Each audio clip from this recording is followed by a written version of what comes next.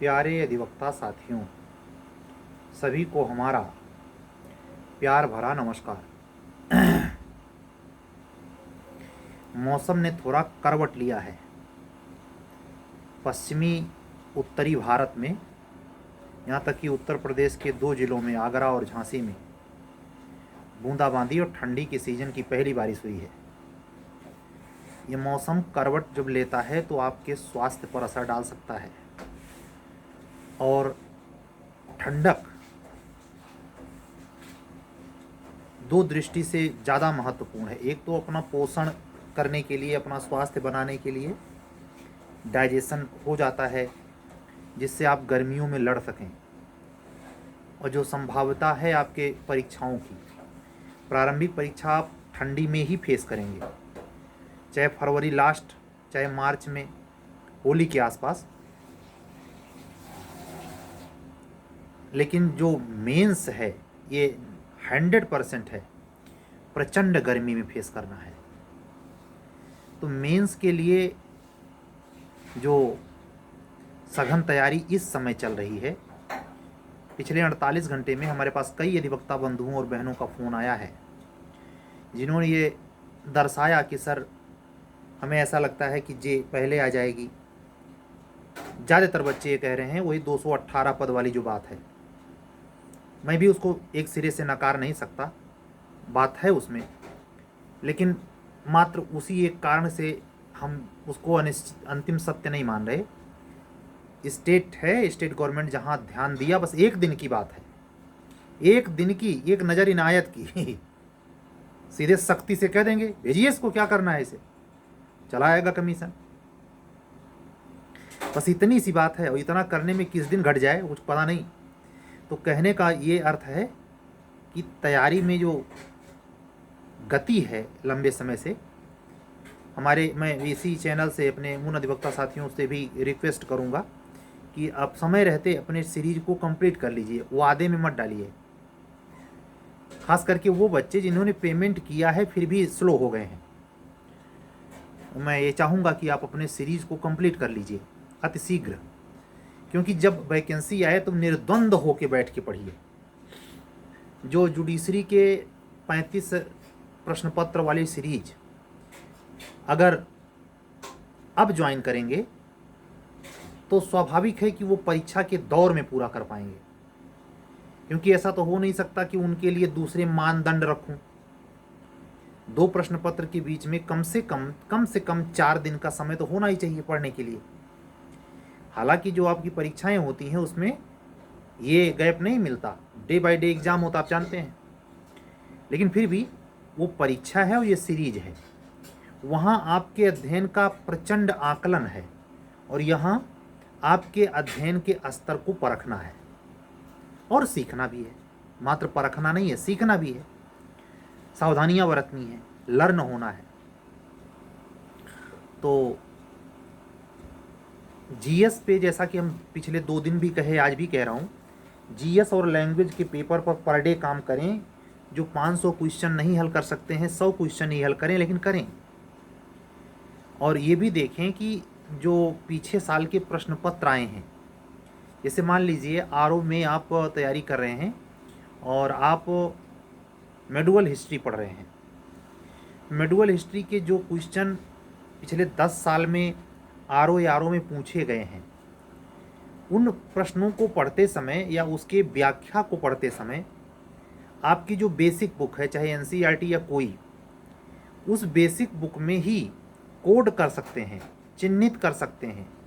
उससे फ़ायदा क्या होगा कि जब आप घटना चक्र की मोटी सी किताब, इतनी मोटी अगर है, और उसको आप एक बार जितना पढ़ने में समय लिए हैं उससे ज़्यादा समय अगर दोबारा दे रहे हैं तो आपके पढ़ने का तरीका गलत है। हर दूसरे स्टेप पर आपके पढ़ने का समय घटता जाना चाहिए, और लास्ट में जब एग्ज़ाम के एक दिन पहले आए तो मिनिमम से मिनिमम समय में संपूर्ण को दोहराया जाना चाहिए। यही सफलता का मारक अस्त्र है, सूत्र है। इस पर काम करें, तकनीक पर। आप इतने लीन हो जाएं, क्रिएटिव बने, अपने अध्ययन में रोचकता डालने के लिए और खुद में व्यस्तता पनपाने के लिए कुछ क्रिएटिव हों, वही तरीका ना अपनाएं जो पिछले साल अपनाया, जो अब तक चल रहा है। कुछ उसमें ऐसा करें, ट्यून करें स्टडी में, उसके तरीके में, याद करने के तरीके में, जिससे आपका जो एक सेंस काम करता है पर्सनल इनहेरेंट, उसमें उत्सुकता की एनर्जी आ जाए। उत्सुकता की एनर्जी आप में जब आ जाएगी तो आप में इधर उधर देखने का फुर्सत नहीं मिलेगा, इंटरेस्ट आने लगेगा। और किसी काम में अगर इंटरेस्ट आ रहा है तो फिर उसके करने का मज़ा 10 गुना बढ़ जाता है। तो ये महत्वपूर्ण समय है। ये ठंडी का जो सीज़न धीरे धीरे गहराएगा। आप जानते हैं दिसंबर जनवरी बहुत कड़ाके की सर्दी पूरे हिंदुस्तान में, उत्तर भारत में खासकर पड़ती है। तो उससे सावधानी बरतने के लिए कमरा गर्म होना चाहिए, बिस्तरा गर्म होना चाहिए, कपड़े गर्म पहनने चाहिए, खान पान भी सही से होना चाहिए। ये लफ़ेबाज़ी वाली बातें नहीं हैं, ये आपके अध्ययन को और आपके शरीर को लंबे समय तक सक्षम बनाएंगी। स्मृति में डालने के लिए एक राजगीर को सुबह 350-400 रुपये तनख्वाह के तौर पर, मजदूरी के तौर पर प्राप्त करने के लिए उतने घंटे की ड्यूटी देनी पड़ती है। और जो भी उसे ड्यूटी पे लगाता है वो ये कतई बर्दाश्त नहीं करता कि वो तंबाकू खाए। जब 350 रुपया पर डे या 400 रुपया, हम कह सकते हैं 500 रुपया पर डे देने वाला एक लेबर को ये कतई बर्दाश्त नहीं कर पाता कि लेबर 5 मिनट रुककर तंबाकू खा ले, तो आपसे जो लेबर करवा रहा है, एक प्रकार से ऐसे समझें कमीशन की परीक्षा देनी है आपको ना, या हाई कोर्ट भी शामिल कर लीजिए, या जेएस। ये दोनों संस्थाएं जो ये नियामक परीक्षा संस्थाएं हैं, इनको यही मानिए कि वो स्वामी जो अपने राजगीरों से काम करवा रहा है, और हम लोग राजगीर, वो बर्दाश्त करेगा कि आप तंबाकू खाएं, आप रील देखें। कहने का अर्थ ये है कि वो संस्थाएं आपके उत्तीर्ण होने का या आपके अंतिम चयन प्राप्त करने का रिजल्ट तभी रोल नंबर के तौर पर गजट करेंगी, दिखाएंगी, और नंबर आप क्लिक करेंगे तो हंसी से खुशी से नाच उठेंगे। कब? जब आप पूरी तन्मयता के साथ किए रहे होंगे, लीन हो जाएं। लीन कब होंगे? जो थोड़ी देर पहले कहा, रोचकता पैदा करें। अध्ययन अध्यापन में आप वही ट्रेडिशनली चीज़ें ना फॉलो करें। ये ठीक है एग्जाम में कई कलर नहीं कर सकते, 2 कलम मैक्सिमम यूपी, लेकिन आप अपने अध्ययन में कर सकते हैं। अध्ययन में किसने रोका है? उसको मतलब कुछ भी करें, यहाँ दिमाग में जाए, कुछ भी करें। अगर जैसे आपकी टेंडेंसी है, मैं व्यक्तिगत अपना अनुभव बता रहा हूँ आपको, मुझे रात्रि में कोई दिक्कत नहीं। जैसे इस समय मैं बात कर रहा हूँ तो लगभग 1:20 हो रहा है। ये आज से नहीं, बचपने से आदत है। रात्रिचर प्राणी कह सकते हैं। दिन में मुझे थोड़ा सा, कम से कम आधे घंटे 1 घंटे की नींद चाहिए, तो वो कवर हो जाता है। लेकिन ऐसा कोई ज़रूरी नहीं हर व्यक्ति के साथ हो। कुछ लोग को सुबह मुफीद होता है। हम सिर्फ इतना कहना चाहते हैं, जब आप वो टाइम जोन पता कर लें जहाँ आप एकदम फ्री माइंड रहते हैं, आपकी ऊर्जा खूब काम करती है, उसी समय आप अपने तैयारी के लिए लगाएं। कमरे का माहौल ऐसा सुखनुमा रखें जहाँ पढ़ने की इच्छा हो। वायुमंडल ऐसा ना तैयार कर लें कि स्टडी रूम आप उसको डाइनिंग टेबल बना रखा है, नहीं। वो वहाँ पहुँचते ही आपकी एनर्जी क्रिएट होनी चाहिए। और ये एनर्जी क्रिएट कौन करेगा? आप। पूरी जिम्मेवारी आपकी है। यहाँ आपका कोई सदा सहयोगी पार्टनर, माँ, अगर मान लीजिए परिवार में आप रहते हैं, आपके लिए स्टडी रूम अवेलेबल नहीं है, जॉइंट फैमिली है, तो आप तो मुश्किल में हैं। तो फिर आपको उस तरीके से चीज़ें चुननी पड़ेंगी जहाँ भी आप पढ़ते हैं वहाँ साइलेंस हो। तो वहाँ तो बहुत नई नियम कानून चलेगा। लेकिन अगर एक पॉसिबिलिटी है आज की इस भौतिक ज़माने में कि आपको एक कमरा मिला हुआ है जो स्टडी के काम करता है, चाहे आप शहर में रहते हों, चाहे मध्य छोटे नगरों में रहते हों, या उच्च शहरों में रहते हों, या ऐसे हॉस्टल में रह रहे हैं जहां आपके साथ एक रूम पार्टनर भी रहता है, या ऐसे लॉज में रहते हैं जहां कमरे में आना जाना रहता है, आपका भी बगल वाले संपर्क है और बगल वाले का भी आपसे संपर्क है। ये स्वाभाविक है, इसमें कोई बहुत आफत वाली बात नहीं है। आप ये ध्यान रखें यहाँ प्रयागराज में, पटना में, इंदौर में, उत्तराखंड देहरादून में, हरिद्वार में जो शहर अब धीरे धीरे डेवलप कर गए हैं और एक एजुकेशन हब के तौर पर उभरे हैं, राजस्थान के कोटा और जयपुर की तरह, ऐसे जगहों पर जहाँ हॉस्टल या लॉज में बच्चे हैं, काफ़ी अच्छी मात्रा में वो तैयारी करते हैं, हमको सुनते भी हैं। वो बच्चों से मैं कहना चाहूँगा, आप अपने उन टाइम में से जो आप अपने एटमॉस्फियर में, अपने प्लेस पर रोज़ फेस करते हैं, देखें कौन सा जोन ऐसा है जहाँ वो साइलेंस जोन जाता है, तो आप पाएंगे यही यही यही 9 बजे रात से लेके सुबह 5 बजे तक दिल्ली में मैंने ये चीज़ देखी थी। वहाँ का तो कल्चर यही है। मैंने देखा कि सुबह के 4 बजे तक नॉर्मली गांधी विहार, नेहरू विहार, मुखर्जी नगर में टहलता व्यक्ति मिल जाएगा, चाय की चुस्की लेते हुए, दुकानें भी खुली रहती हैं। कोई इंडस्ट्रियल हब नहीं है कि वहाँ वो इंडस्ट्री में काम चल रहा है, दूसरे पायली का लेबर लोग काम कर रहे हैं, तो नहीं नहीं, केवल स्टूडेंट हैं। लेकिन उनका कल्चर ऐसा बना हुआ है कि वो रात के सन्नाटे को पढ़ाई में बदल देते हैं।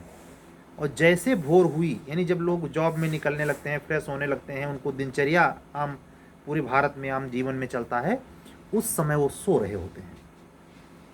मैं जब दिल्ली गया 2 साल, तो उसमें मैंने देखा कि जो मेरी आदत बचपन से थी, यहाँ तक कि प्रयागराज में रहते हुए भी इस आदत की मैं धनीभूत था, वो वहाँ बड़का सटीक, मतलब वो हमारे जैसे ही सारे लोग वहाँ थे।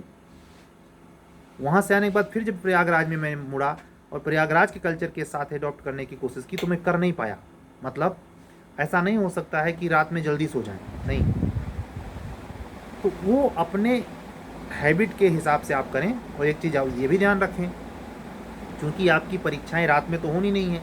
मान लीजिए हमारे ऑनलाइन क्लासेस में मैं अपने बहुत सारे बच्चों को अनुमति दे रखा हूँ कि अगर आपको दिन में समय नहीं मिल पाता है, खास करके हमारी अधिवक्ता बहनें जो कामकाजी हैं, शादी भले नहीं हुई है लेकिन वो बहुत जिम्मेदार हैं अपने भाई के प्रति, अपने पिता के प्रति, अपने परिवार के प्रति और अपने होने वाले ससुराल के प्रति, तो उनकी जिम्मेदारी देखते बनती है। वो खाना बना रही हैं या कुछ घरेलू कामकाज निपटा रही हैं, दिन में समय नहीं मिलता है, रात में।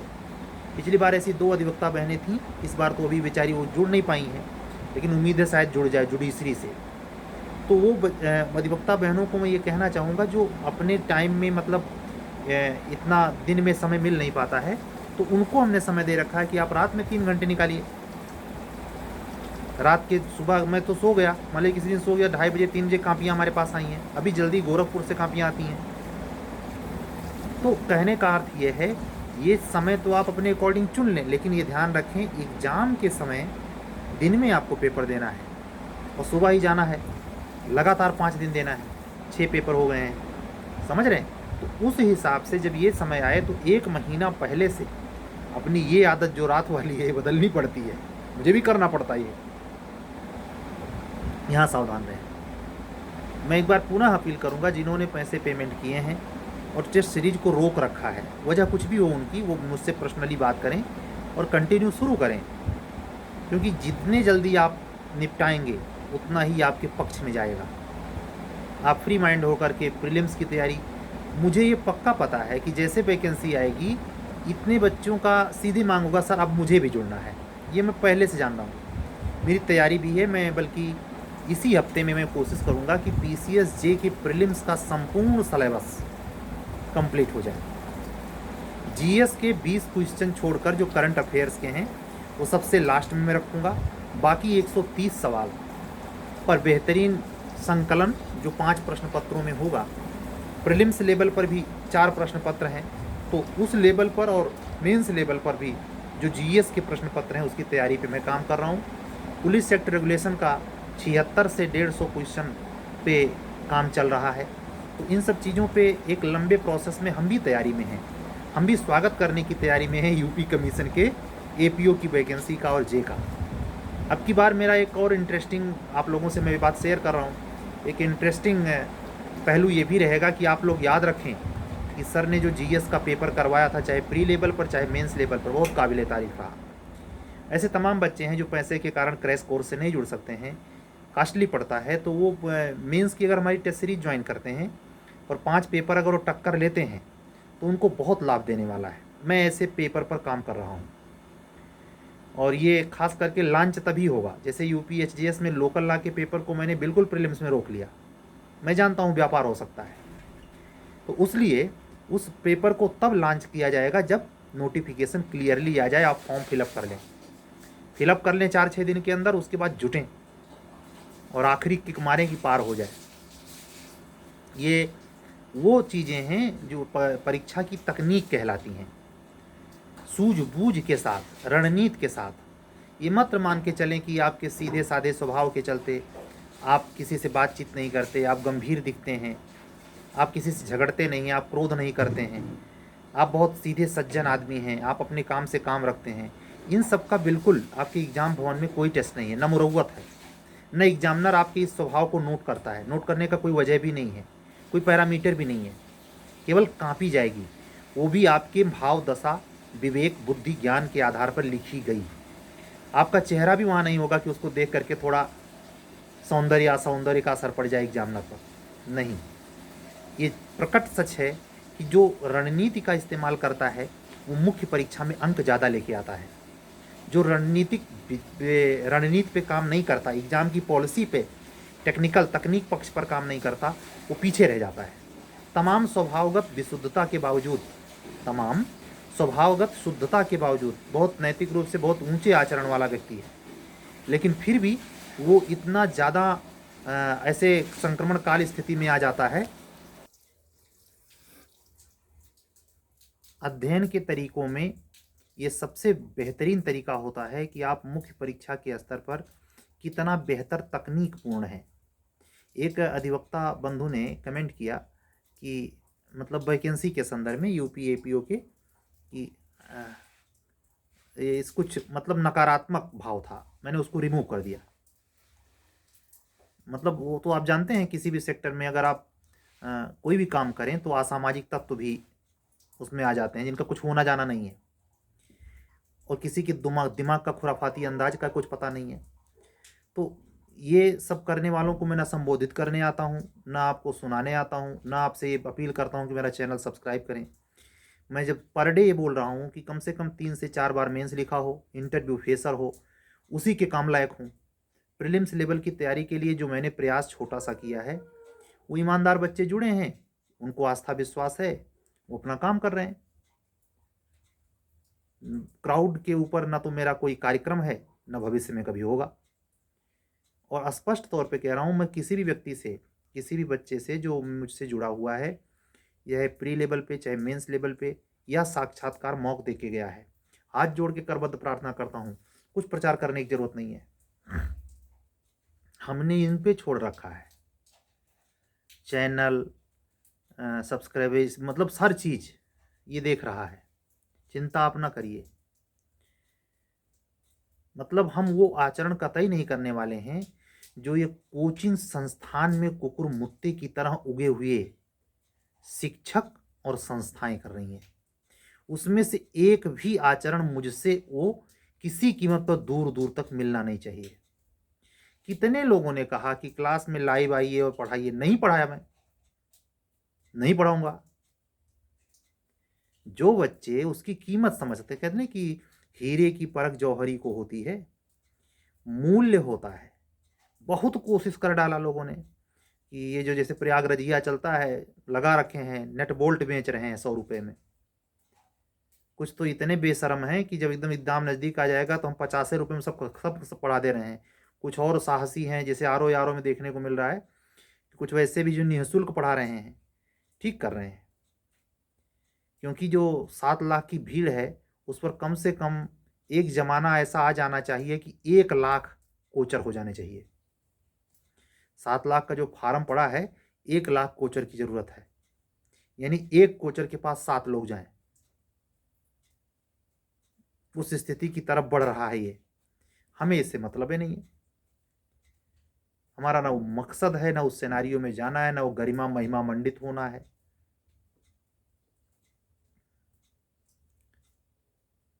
चालाक, अपने आप को बहुत होशियार, 77 जगह मुंह मारने वाला प्री न निकाल पाए। 3 लाख रुपया फूंक दे दिल्ली में ले जा करके, प्री न निकले, वो नहीं निकलेगा, क्योंकि चर्बी अंदर की। अंदर की चर्बी ऐसी होती है कि वो बहुत ज़्यादा भूमंडल का भ्रमण कराती है। हम ही इसे साल भर के अंदर कम से कम 50-60 लोगों का फ़ोन तो ऐसा आया ही होगा, जिन्होंने हमें पैरामीटर से, थर्मामीटर से, बैरोमीटर से, पता नहीं किस किस मीटर से नापा है। उनकी नज़र में हम काबिल इंसान नहीं, काबिल खुद हैं। ऐसा आ जाता है, लेकिन अब कम हो गया। शुरुआत में बहुत आया है।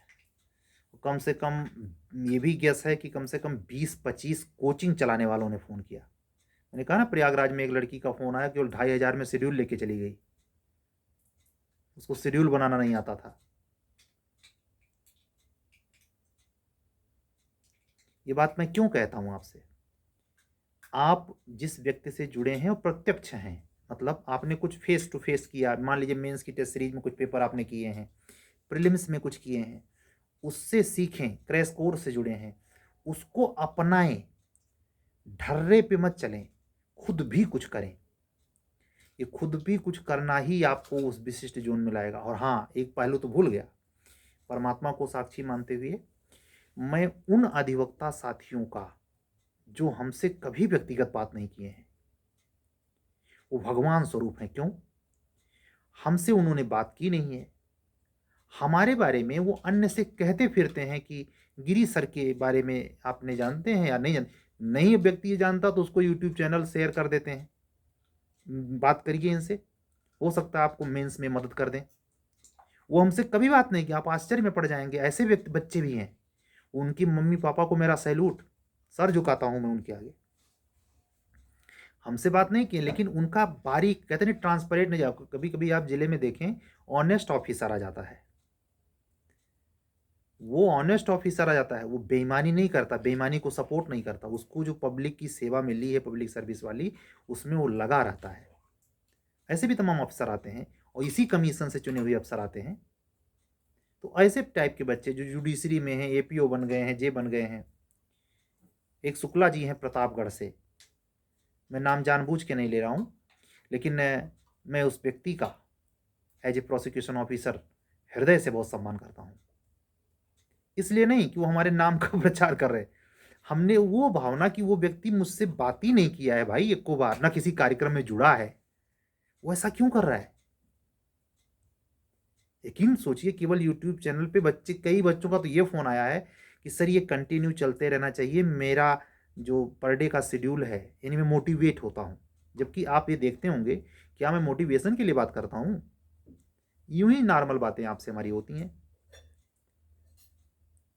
हाँ, किसी किसी दिन जब कमेंट बॉक्स में उल्टा सीधा होता है तो खबरा लगता है, सूचनाएं आपको मिलती हैं।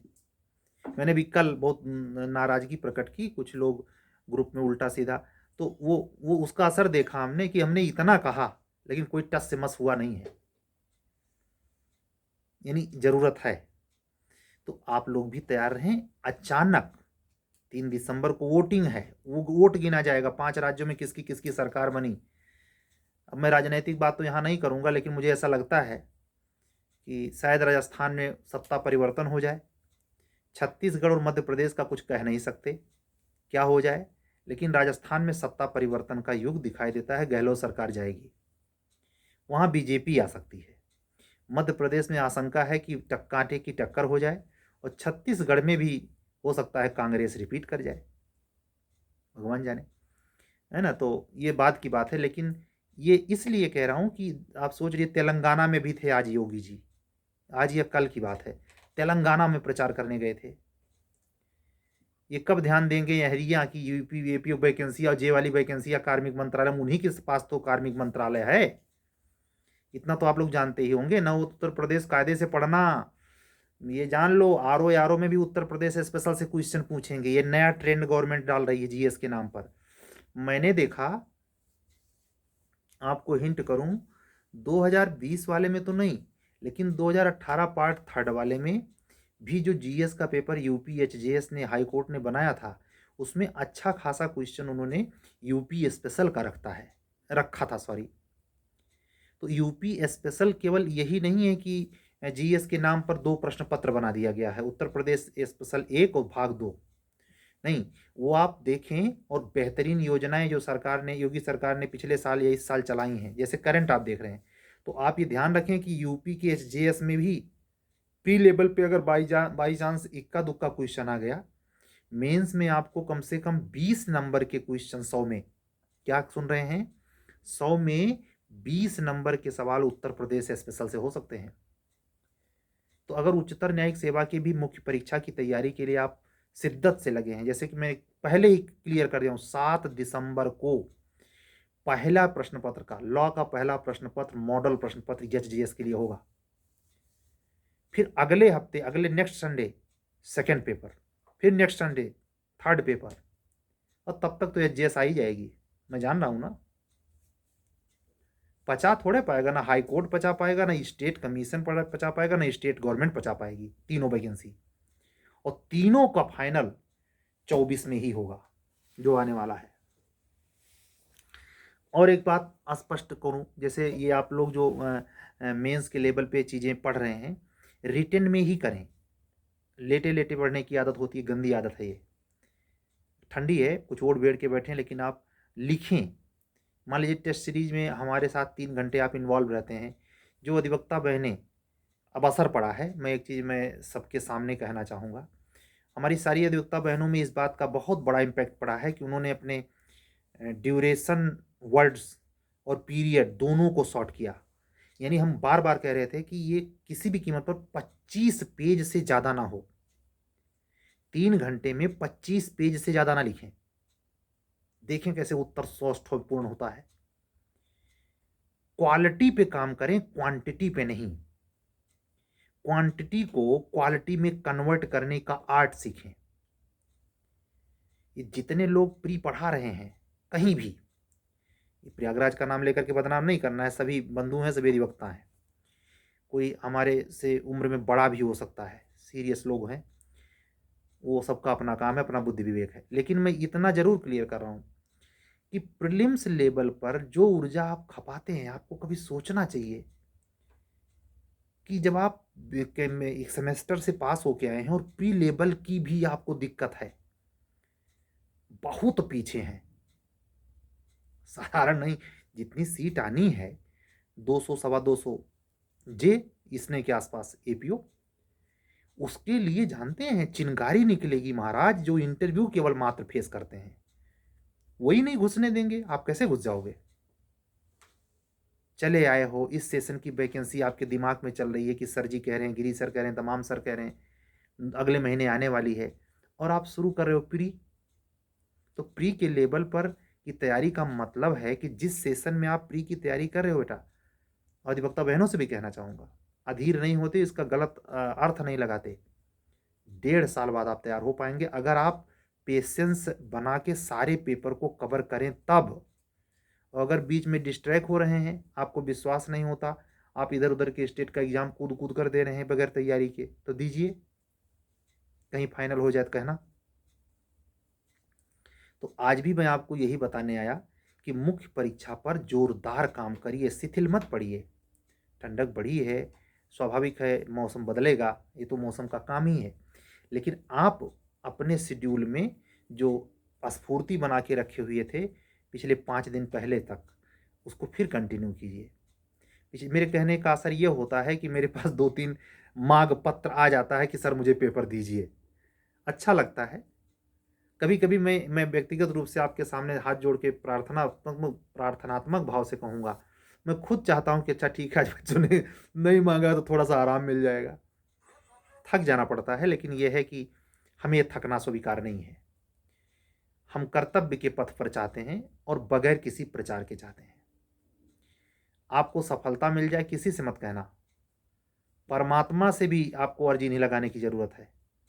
वो बहुत बड़ा करुणा का सागर है, वो देखता है कि कौन कितना ईमानदार है। मेरा ये चैनल या मुझसे जुड़ने वाले व्यक्ति अभी तक 98% बेहद ईमानदार, चुस्त दुरुस्त, कर्तव्य परायण और लगभग मेरे स्वभाव से मिलते जुलते हुए लोग हैं। जो नहीं मिले जुले, जो मेरे स्वभाव के अकॉर्डिंग नहीं हैं, या जो मेरे अनुशासन पक्ष को नहीं समझने वाले हैं, उन्होंने या तो मुझे अनसब्सक्राइब कर दिया होगा या तो हमसे कट गए होंगे। अच्छी बात है, हम उनका बाजार नहीं लगाना चाहते। इस चैनल पे कभी भी आप ऐसे कोई भी सक्सेस पा जाए। जैसे 11 लड़के लगभग बिहार में इंटरव्यू देने गए हैं, अधिवक्ता बहनों का मैंने मॉक लिया है। आप देखना सफल होने के बाद अब वो बहनें जिद पड़ जाएं या अधिवक्ता बंधु जिद पड़ जाए, नहीं सर आपके चैनल पे आना ही आना है, तो वो बात दूसरी हो जाएगी। लेकिन मेरी व्यक्तिगत कोई मंशा ऐसी नहीं है। मैं प्रचार के सख्त खिलाफ हूँ।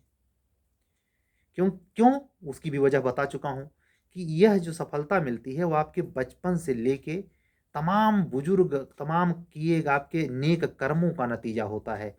ये पद वो हमारे मात्र 2 टेस्ट सीरीज कराने से ही नहीं होता। हाँ, ये मैं मानता हूँ कि वो अहम हिस्सादार है। तो क्यों पूरा श्रेय लूँ भाई, जब अहम हिस्सा छोटा सा है। तो ऐसे ही अध्ययन के प्रति जैसा मैंने कहा कि आप सतर्क हो जाएं, सजग रहें, तकनीक पे काम करें, रणनीति पे काम करें और क्रिएटिव माइंड से एक अच्छी तैयारी को रोज अंजाम दें। जब सोएं तो आपको लगे कि आपने सर के अकॉर्डिंग या स्टडी के अकॉर्डिंग इतना सिलेबस का हिस्सा कंप्लीट किया।